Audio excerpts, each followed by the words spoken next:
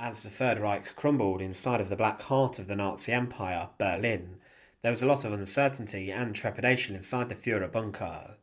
Hitler's underground network of bunkers and rooms, where he had taken up residence for a number of months, and it had become a den of inequity, as debaucherous parties and much chaos echoed inside of the thick concrete walls. But on the 30th of April 1945, inside of his study, the Führer and his then wife, Eva Hitler, previously Eva Braun, disappeared for a final time behind the doors, and they would never come out alive. The final moments of the life of Adolf Hitler and many members of the Nazi hierarchy are often marred in controversy and uncertainty, but one thing that is not very well known are the final words that these men who plunged Europe and the world into a huge global conflict uttered. Many of the former Nazi Party ministers were later taken to the Nuremberg trial and were dragged up to a gallows where an American hangman brought their lives to an end after botched and lengthy proceedings. The last words of the Nuremberg Nazis are recorded, but what about those other members of the Nazi government and the inner circle? Today we find out about this, and to support our channel, please make sure to subscribe. Regarding the final words of Adolf Hitler's life, there is little certainty around this. We know in the final days of April 1945 that the Führer crafted his last will and testament, and that he would marry his longtime girlfriend Eva Braun.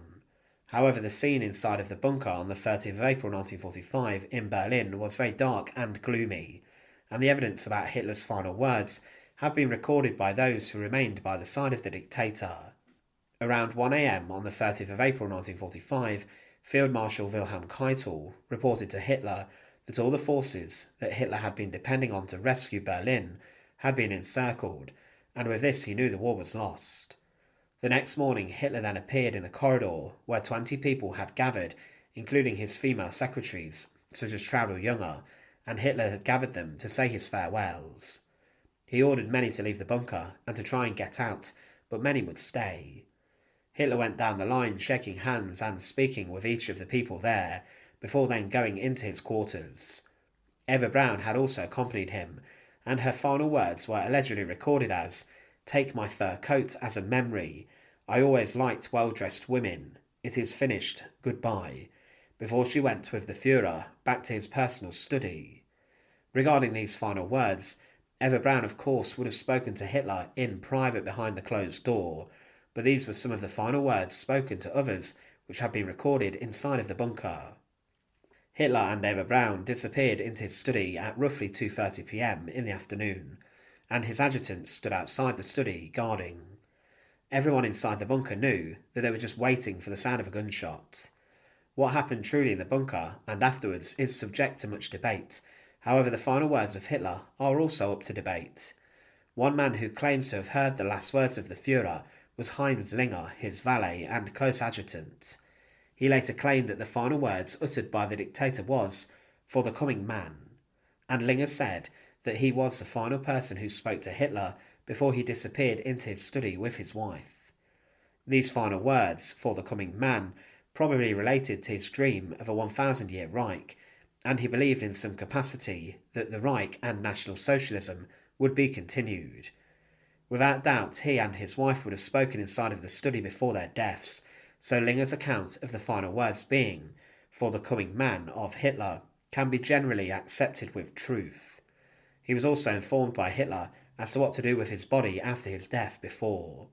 Hans Bauer, Hitler's pilot, would later also record the final words that Hitler spoke to him when he offered to get him out of Berlin as, "No, Bauer, your job is flying me, not waiting on me." One of the most powerful men of the Nazi state, and a man who could very much have rivaled and probably usurped Hitler in the final days of the Second World War, was Heinrich Himmler. The Reichsführer SS, or the head of the SS, would betray Hitler in the last days of the war, choosing to attempt to negotiate peace with the Allies. But Himmler then went on the run to try and evade capture, and he had not made detailed plans for this, unlike other Nazis. Under the false name Heinrich Hitzinger, he travelled throughout much of southern Germany, but he eventually fell into the hands of the Allies.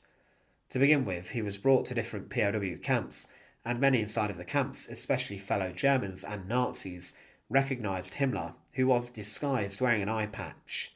He was taken to the British 31st Civilian Interrogation Camp near to Lüneburg, on the 23rd of May 1945.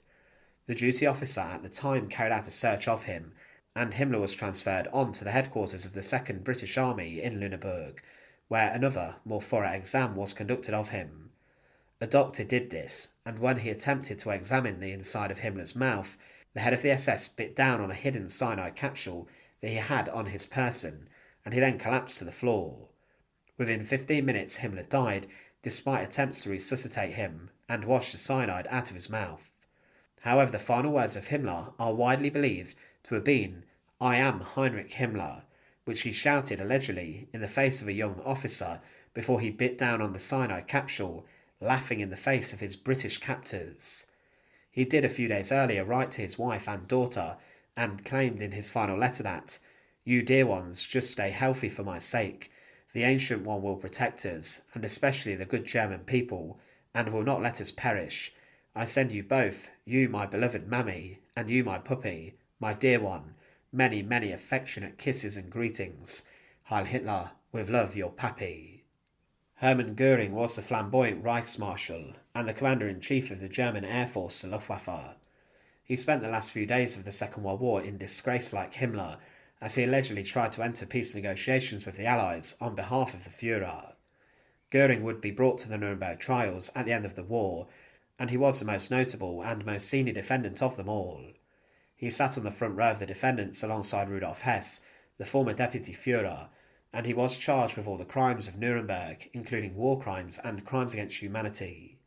He entered a not guilty plea, but was found guilty of the charges and was then sentenced to death.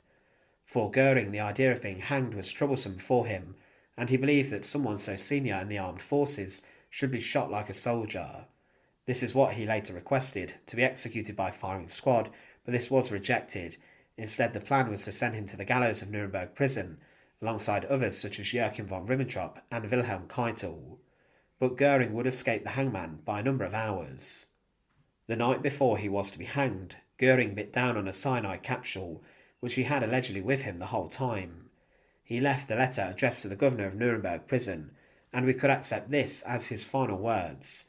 In this letter he outlines specifically that, and I quote, "Death by shooting I would have accepted at any time, but the Reichsmarshal of Germany cannot allow himself to be hanged." This letter was addressed to "my heart's only love," also meaning his wife. The exact details of this note are not entirely clear and haven't completely been published. Göring would also make his final remarks at the Nuremberg trial in public weeks before his death, claiming, "I stand up for the things that I have done, but I deny most emphatically that my actions were dictated by the desire to subjugate foreign peoples to wars, to murder them, to rob them or enslave them, or to commit atrocities or crimes. The only motive which guided me was my ardent love for my people, its happiness, its freedom, and its life, and for this I call on the Almighty and my German people to witness." The man referred to by Hitler as the man with the iron heart, Reinhard Heydrich, was assassinated by Czech SOE agents in 1942. To begin with, the assassination was not successful, but Heydrich was badly wounded. It looked for some time that he would recover and get better, but probably through undiagnosed and undetected blood poisoning or sepsis, he succumbed to his death on the 4th of June 1942. On the 2nd of June 1942, 2 days earlier, Heinrich Himmler visited his number 2 and close friend, and some have theorised that during this meeting that the head of the SS could have introduced some poison to Heydrich, or that Himmler finished him off to deal with a potential power struggle.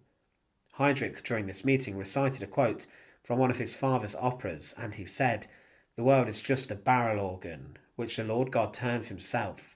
We all have to dance to the tune, which is already on the drum." These are the last recorded words of Reinhard Heydrich, and he later then fell into a coma and died. Martin Bormann was the private secretary of Hitler, and during an escape attempt from the bunker, he seemingly disappeared. Much has been theorised about Bormann in the years after. Some claim he may have popped up in South America, having escaped to the burning capital of the Third Reich. Bormann was actually tried at Nuremberg in absentia, but to try and work out what his final words were, if we believe the story that he died inside of Berlin, then we have to look at the accounts of the last few people who saw him. The most extensive account of Bormann's death comes from Hitler Youth leader Arthur Axmann, who claimed that he saw Bormann as he travelled on foot to a U-Bahn station near to Friedrichstrasse station. The party then tried to cross the Spree River at Wiedendamme Bridge, crouching behind a Tiger tank which was then blown up. Eichmann claimed that Bormann was knocked to the ground, and that after this Bormann walked along the railway tracks to the Lehrte station. When Eichmann returned, he then allegedly claimed that he saw the body of Bormann on a bridge near to a railway shunting yard. If we accept this as fact, then the final words of Martin Bormann was something related to the escape of Berlin. Eichmann claimed that Reichsleiter Bormann asked me about the general situation at Friedrichstrasse station. He asked me what the situation was and whether one could get through there at Friedrichstrasse station. I told him it was practically impossible since the defensive fighting there was too heavy. Then he went on to ask whether it might be possible to do so with armoured cars. I told him that there was nothing like trying it. But of course, as everything involving Martin Bormann from April 1945 onwards, there is a huge amount of debate and controversy still. Joseph Goebbels, the propaganda minister of the Nazi state, remained inside the Führer bunker following the death of Hitler. He, along with his wife, arranged for their children to be killed, and Goebbels, following Hitler's death, walked around aimlessly depressed in the Reich Chancellery garden, hoping he would be killed by a Soviet Red Army shell. He claimed that it is a great pity that such a man, Hitler, is no longer with us, but there is nothing to be done. For us, everything is lost now, and the only way out left for us is the one Hitler chose. I shall follow his example. He chose to die next to Hitler, and on the 1st of May 1945, one of his adjutants, a man named Voss, saw Goebbels for the last time. In this conversation, Goebbels stated that the captain must not leave his sinking ship.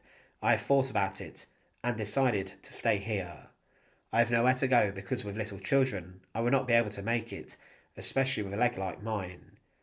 Goebbels declined the offer to accompany breakout groups, and these were some of his final words. The exact details as to the death of Joseph Goebbels and his wife are still not too clear.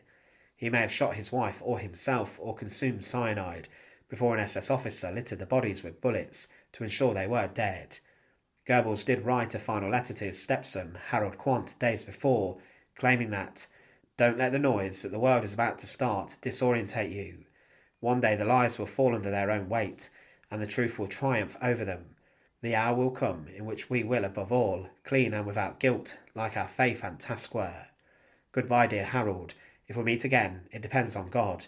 If it is not to be, I will always be proud of having belonged to a family that, even in adversity and up to the last moment, has been faithful to the Führer and his pure and holy cause."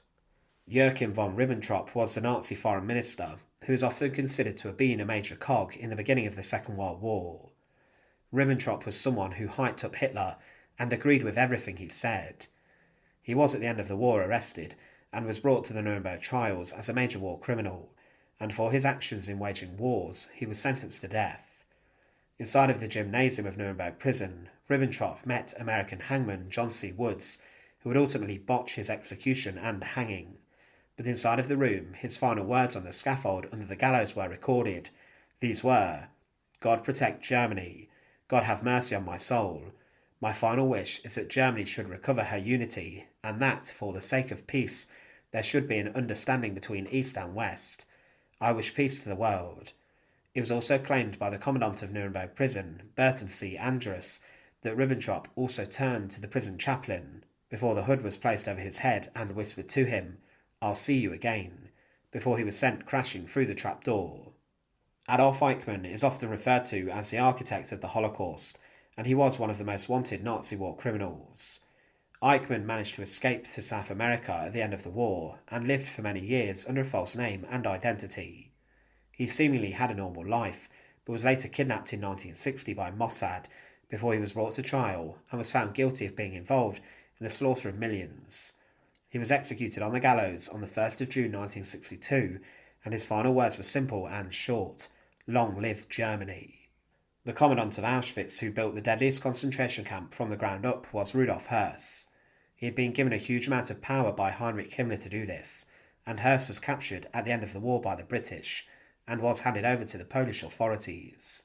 He was tried as a major war criminal and was sentenced to death. Höss was actually executed inside of Auschwitz, his former camp, But days before his execution, he wrote a farewell letter to his wife and children, and his letter to his children was written later. In this he claimed, "Keep your good heart, become a person who lets himself be guided primarily by warmth and humanity. Learn to think and judge for yourself responsibly. Don't accept everything without criticism and as absolutely true. The biggest mistake of my life was that I believed everything faithfully which came from the top, and I didn't dare to have the least bit of doubt about the truth that was presented to me. In all your undertakings, don't let your mind speak, but listen above all to the voice in your heart." Wilhelm Keitel was the most senior member of the armed forces and the chief of the Oberkommando der Wehrmacht during World War II. He was a lackey and a man considered a yes-man who would do whatever Hitler asked of him. He was sentenced to death at the Nuremberg trials and was brought to the gallows to be executed by John C. Woods, the American hangman. While stood on the gallows, Keitel's final words were recorded as, "I call on God Almighty to have mercy on the German people. More than 2 million German soldiers went to their deaths for the fatherland before me. I now follow my sons, all for Germany." The final words of the top-ranking Nazis of the Second World War are rather interesting, and they offer an insight into the fact that many were very unrepentant for their crimes and actions. Thanks for watching. To support our channel, please make sure to subscribe, and once again, thank you so much for watching.